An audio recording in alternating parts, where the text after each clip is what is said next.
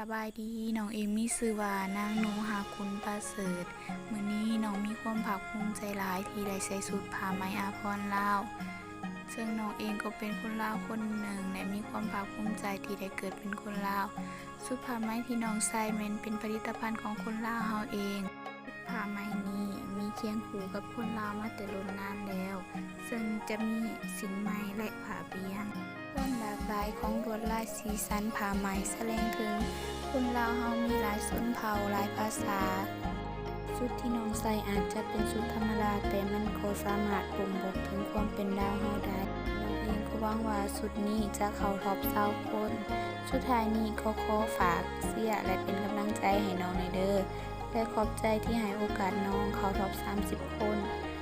ขอบใจมาทางกองประกวด Miss Galaxy All Number ขอบใจ